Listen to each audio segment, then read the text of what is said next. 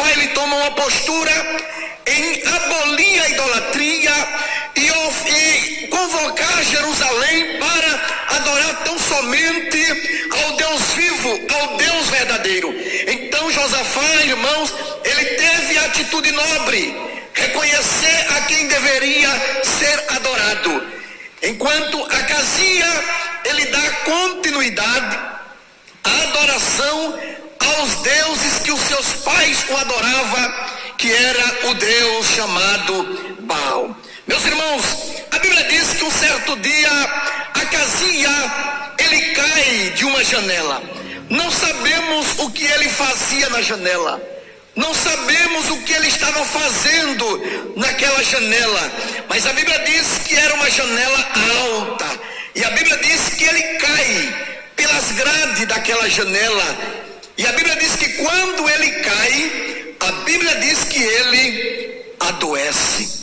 Nos dá a entender que muitas das vezes alguém cai, pode até cair, pode até dar uma topada e não adoecer. Já vi pessoas dar topada e arrancar a ponta do dedo, arrancar unha, e já vi pessoas dar topada e não acontecer nada, não é verdade? Então a Bíblia diz que Acazia caiu e o texto diz que ele adoeceu. O texto diz que ele adoeceu ao ponto de se preocupar, ao ponto da sua doença se agravar e ele se preocupar ao ponto de querer saber se ele iria ser curado.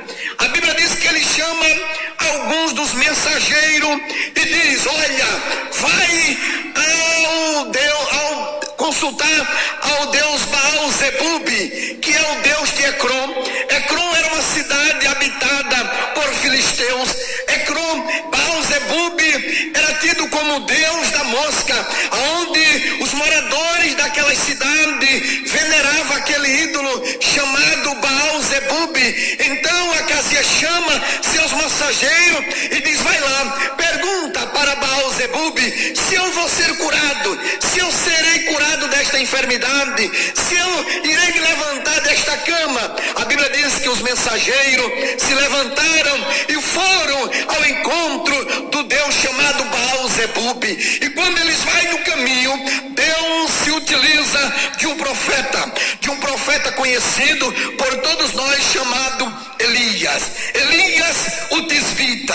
Deus levanta a Elias e Deus diz: Elias, levanta-te, vai ao encontro dos mensageiros de Acazia e pergunta para ele se não tem Deus em Israel para ele consultar. Pergunta para ele se não existe um Deus vivo, um Deus verdadeiro, que verdadeiramente deve ser adorado. Pergunta a ele se Israel não tem um Deus que governa. Pergunta a ele se Israel não tem um Deus que cura. Pergunta a ele se Israel não tem um Deus que sara. Pergunta a ele se Israel não tem um Deus todo-poderoso. Vá lá e pergunte a ele se não tem Deus em Israel para eles adorar. Escute, você não precisa procurar Deus em algumas portinhas por aí, não. Deus está aqui, a porta está aberta, a fonte está aqui, ela está jorrando e Deus está aqui para falar, para abençoar, para operar, para restaurar, para curar, para te dar vitória, para te dar resposta. O Deus de Israel está aqui. Aleluia. Pergunta a ele se não tem Deus em Israel. E diga a ele: da cama que ele subiu, ele não vai descer. Chega uma hora, irmão, que Deus chama eu e você para uma conversa. Deus, ele dá oportunidade ao homem, mas tem uma hora que ele diz: senta aqui, vamos conversar. Algumas coisas precisam ser esclarecidas e você precisa ouvir algumas coisas. Vai lá, diz para ele.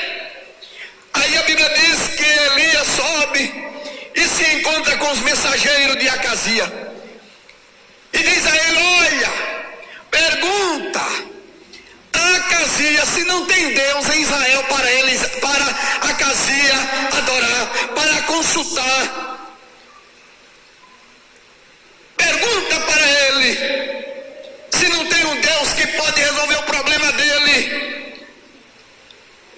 ponto dele mandar consultar Baal-zebub, o deus de Ecrom. Volta lá, diz para ele, da cama que subiu, ele não se levantará, ele morrerá. Os irmãos, observe que os mensageiros voltaram muito rápido,